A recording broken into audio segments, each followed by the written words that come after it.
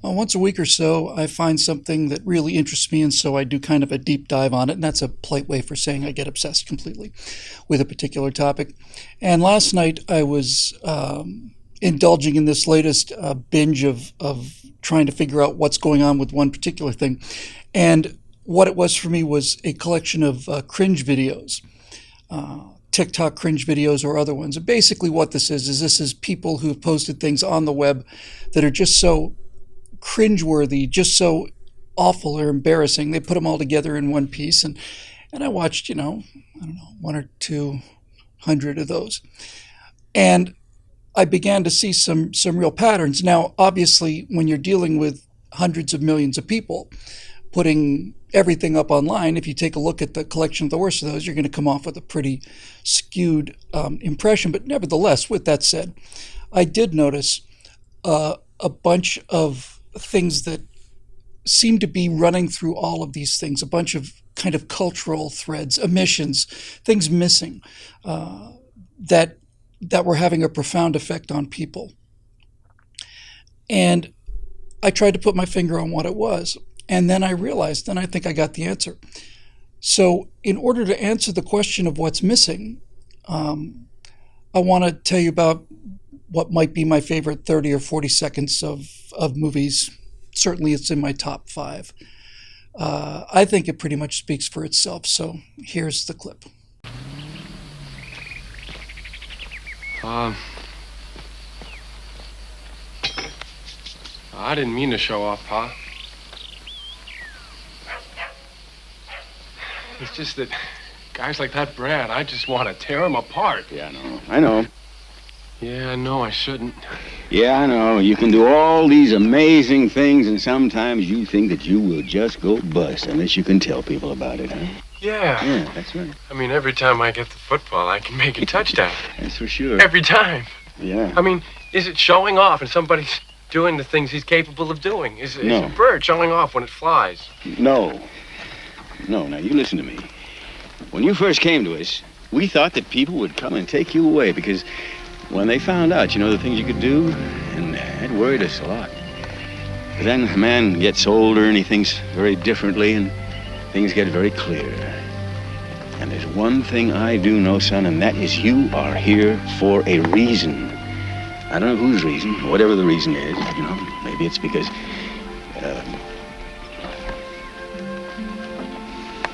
I don't know, but I do know one thing. It's not to score touchdowns. Huh? Thanks, Dad. All right, do it. I think that's just one of the best scenes I've ever seen. That I don't know anybody who's not deeply affected by that scene. And one of the things I realized looking at these cringe videos was that there is very, very, very little of that out there. I'm sure it's more common than it might seem to be in the pop culture, because in the pop culture it doesn't exist at all. At all. But there is a father deficiency out there, a big vitamin F deficiency in our pop culture, an enormous one. And I look back at my own childhood. I had a dad, obviously, and he was a hotel manager, so he basically worked 2 jobs. He had the 9 to 5 job of running the hotel, and he'd come home, take a nap for an hour, go back down for the 7 to 10 job of entertaining the guests at nighttime and making sure everybody's happy.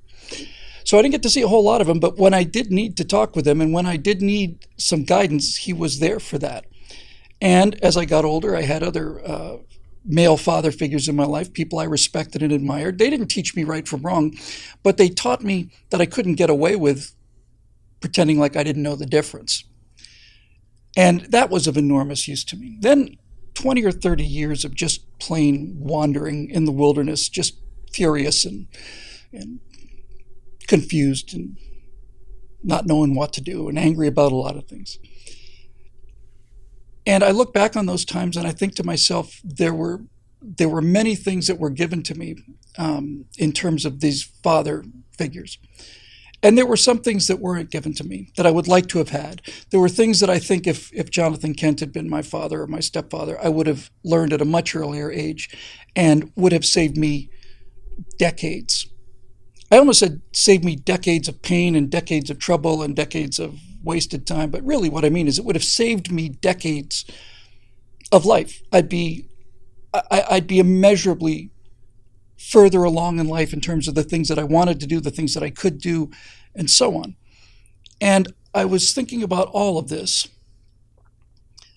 and I realized how much of that wisdom and how much of that concern and love and caring and personalization is missing in the society today. And I'm not going to get into the reasons for that because there's no way to undo any of this. The facts are pretty self-evident. There are fewer and fewer and fewer young men have fathers in their lives these days. This is one of the benefits, I guess, and the curses, the accompanying curse of all of the sexual freedom that the birth control pill provides. And I'm certainly not opposed to that. But nevertheless, there is a enormous and growing fatherhood gap out there. And it is destroying society. And it's getting worse and worse and worse every day and every year. Once I started thinking about that, I realized that this is a problem that cannot go unaddressed. There's no way around this. And at the same time, you can't magically introduce fathers into people's lives that aren't there. I know from talking with my friend Alfonso Rachel that he was one of these lost people whose mother was on welfare and who was headed for a very different life than the one he led. When a professional wrestler came into his life, a Republican as it turned out, and took him under his wing and basically taught him that there are better ways to live than this, that father figure parachuted into his life and saved him. And we have to figure out a way to do that on a large scale. So with the understanding that all of these ideas are still kind of in the spitball stage, nevertheless, it does occur to me that one of the things that would be actually very plausible, extremely plausible, would be the idea of an academy. It would be an academy for young men. It would be a father academy, is what it would be. I have no doubt whatsoever that a mother academy is needed too. I just can't talk to that because I haven't got the faintest idea how to do that. But I know how to do the other one, I think. And this would appeal to one of the 157 genders out there. It would appeal to heterosexual males. And when I think about the number of things that I've learned over life and the amount of wisdom that I can impart, I don't have any kids, but when I think about the things I've learned the hard way and how much easier life would have been and how much further I could have gone, how much more good I could have done if I had known the things that I know now, I begin to realize that this idea is an important idea. And of all the qualities that such an academy might have, the first one is it has to be based in the real world. It can't be a virtual academy. You can share ideas for the academies, and curriculum and stories and things like that, but I'm utterly convinced that for this to work, there has to be at least a germ of a physical center. You can communicate with people online after that and so on, but on some level, I'm utterly convinced you have to meet in person for this. And I find myself drawn very strongly to the structure of Alcoholics Anonymous, Narcotics Anonymous, that kind of thing, the 12-step programs that were put in place by a guy named Bill W. And these programs were designed to basically help people with alcohol addiction or drug addiction or gambling addiction or whatever the case may be, any kind of an addiction. And it consisted of 12 steps, and these steps were designed to get people back on the road to mental health by overcoming the problem of addiction. And addiction is essentially a giant hole where your soul should be, and you can't fill that hole. And so you try to medicate it with alcohol or with drugs or with the thrill of gambling or whatever the case may be. But the reason that these 12-step programs, these anonymous programs, work across so many different spectrums, and I've seen this firsthand, really seen this firsthand, is because they break down the idea that you can do all of this on your own. I went to a few of those meetings for about a year, and every time I started wondering what I was doing here, I kept hearing, well, hey, Bill, if you're so smart, you got everything figured out, why are you here? Kind of hard to come back from that one. And there are qualities about that really do work. And one of the things that makes these 12-step programs so effective, I think personally the single most effective aspect to them, is the idea of sponsorship, sponsorhood. When you go to a 12-step meeting, you don't have to say a thing. You can sit there, and I did for 2 or 3 meetings with I remember the third meeting I was at, I remember suddenly I was listening to somebody. I was probably 26 at the time, something.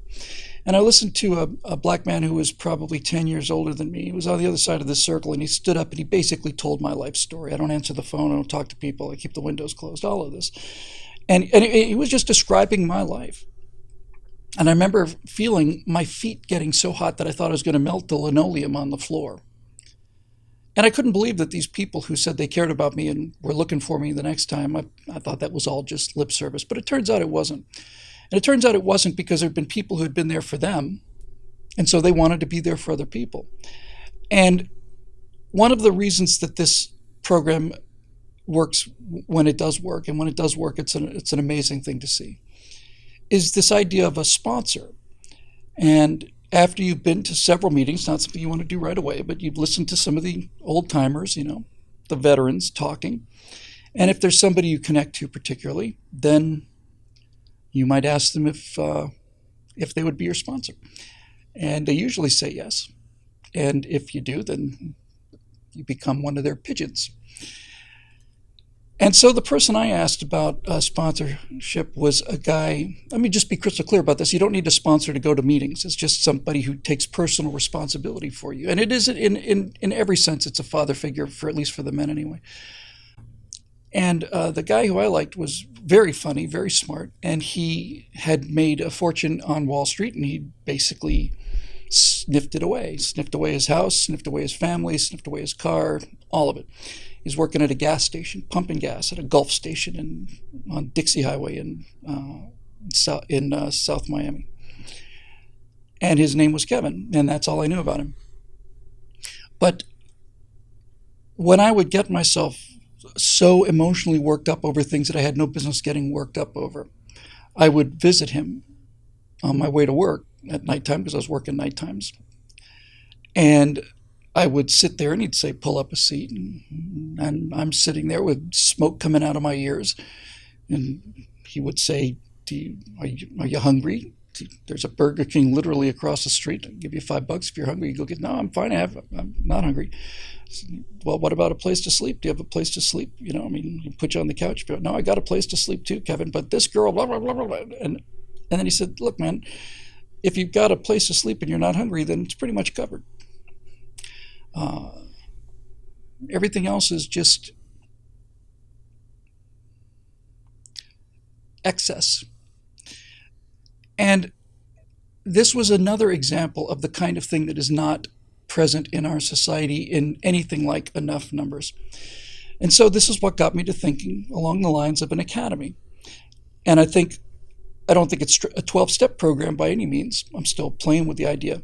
But I do think that it should be modeled not on Alcoholics Anonymous as Alcoholics Anonymous exists as a group, but I do think it could be very, very similarly based to the way that Alcoholics Anonymous functioned as sort of an organization. When the success of this program started to be felt, and it became popular, and people wanted to continue these meetings and start their own AA chapters or NA chapters, whatever was AA in the beginning, Alcoholics Anonymous. There was some serious discussion about whether or not this idea, the 12 steps are written out. They're not invented. They're the same 12 steps for everything. And a number of people said, well, we need to centralize this, and we need to have an office, and we can publish a book that has how to organize a meeting and how to handle the finances and how the 12 steps run and how to run a meeting and all of it. And we could license this thing out. And Bill W. said, no, we're not going to do that. We're just going to make this available for everybody. And we're not going to enforce things. Certainly not going to enforce a copyright. And we're not going to have inspectors come to every single AA meeting in the country and make sure they're doing it right. We're just going to say, this is what worked for us, and we're going to put it out there. And that attitude spread through the entire organization, the entire system. And so, as I say, we're still very much in the spitball idea about this, but I am as convinced of anything on this earth that if a number of qualified men, and that doesn't mean perfect men, it just means good men, were to get together in the same way that it'd be like a little league baseball coach or two or three, I'm convinced that a national effort could be put together to create a series of these academies, and that these academies would do a little bit of education in terms of things you should read or history or something like that, but that's not their real purpose. In fact, I think that probably just muddies the waters. What I think they would do is that they would just provide the kind of wisdom that fathers have, and they would do it on a personal basis, and they would be available in the same way that a sponsor is available. The thing about a sponsor that I mentioned earlier, the sponsor is invaluable because at 2 o'clock in the morning or 3 o'clock in the morning, when you really just don't think you can get through the night, you can call your sponsor. He's expecting it, and wake him up, and that person would say to you, hey, let's just do 5 minutes at a time. You just get through the next 5 minutes, and we'll see what happens after that. And over time, for me, relatively short time, having people that believed in me, having people that had the same problems that I had, people who had the same pains that I had, people who had been where I was and gotten to a place where I wanted to be, were unbelievably inspiring. And one year, I remember during Christmas holidays, I was going to 3 meetings a day. That's a tough time for addicts. And it saved my life. And a number of other people have saved my life too. And I think it's possible for us to save a lot of souls out there. And what it really just comes down to is it comes down to sharing fathers and having men who are good fathers, having their influence multiplied by a factor of 10 or 100 or 1,000. And when I talk about an academy and the kind of things that would actually happen there, the kind of things I'm talking about are things like, well, just off the top of my head, it would have been nice if somebody had made it clear to me at the beginning of my teens that the friend zone is a prison you never escape from, that your number is never going to come up. It's never going to be your turn. Just that alone, I think, would have saved me 15 years of misery. There are so many other things in terms of fundamental disciplines, the fundamentals of financial discipline, the fundamentals of schedule discipline, all of these things utterly lost on me. And I spent decades and ended up being lucky enough to have the stuff pounded into me by brute force experience, but it doesn't have to be that way. If there was some kind of a overall general structure, I think people would sign up for that. And I know that large numbers of young men are really just dying for this. And when I say dying for it, I'm not exaggerating. They're dying for it. Some of them are committing suicide. Some of them are just utterly lost. They become lost in obsessive video games, or they become lost to emo movements or goth movements, or they're lost to violence or whatever. But they're lost, and they don't have to be, and they shouldn't be. And it would be nice if there were more good dads in America, but there aren't more good dads in America right now. So the good dads that are in America right now are going to have to. They're going to have to enlarge their families. I personally think that this is the most important thing that could be done. I believe that all of the politics and all of the destruction of everything that we believe in is predicated on the lack of fundamental core values in the population, the utter lack of a trusted father figure explaining why honor is important, loyalty, courage, ingenuity, self-sufficiency, responsibility, discipline, all of these things. Anyway, just to wrap this up, when I went to bed last night, I was just feeling like, my God, there's so much need out there. There's so much toxicity. There's so much hopelessness. There's so much lack of focus and so on. And so I thought about this idea of an academy. And then I realized that for age 5 to 17, I wanted to go to the Air Force Academy because I thought that if I went to the Air Force Academy, I would be doing not only something that I wanted to do very much, which was flying, I would also be doing it with discipline, and I'd be doing it with expert instruction, and I'd be expected to perform at my top level, and I'd be in the company of people who were also performing at their top level, and I feel like I could be friends with those people. And I wanted this very much. And then I failed the vision test, and that was the end of that. But even in the pop culture, when you hear people talk about things like the Jedi Order or Starfleet Academy, and the longing and the desire and all the cosplay, costume work and all of it is connected to this same basic vitamin F deficiency. And I believe that deficiency can be filled. And I think of all the work that I might be able to do, I think that would be the most important, the most long-lasting, and do the most good. And would be especially nice if the masses, the armies of young men who have been utterly demonized, utterly ostracized, utterly condemned, had a place to go and a voice they could listen to and respect, and did things that would, practical, physical things that would improve their lives. That's why I'm convinced this is not something that can be done online. Physical exercise and physical fitness is a large part of this equation, a large part of it. Superman is constrained only by his own morality. Superman is the ultimate tyrant. He's the ultimate murderer. He's the ultimate fiend. He's the greatest mass murderer in history, if he wants to be. And he's constrained by his own morality, his own humility, his own compassion that was put into him by one man. His ship landed in the right place. And yes, Superman is a story, and it's a comic book story, but the reason that we all know who Superman is because it resonates, because there's truth in it. Same as for Luke Skywalker, same for Captain Kirk, and all the rest. All of these things are being destroyed all around us, and we have to rebuild them. And I think that's top priority.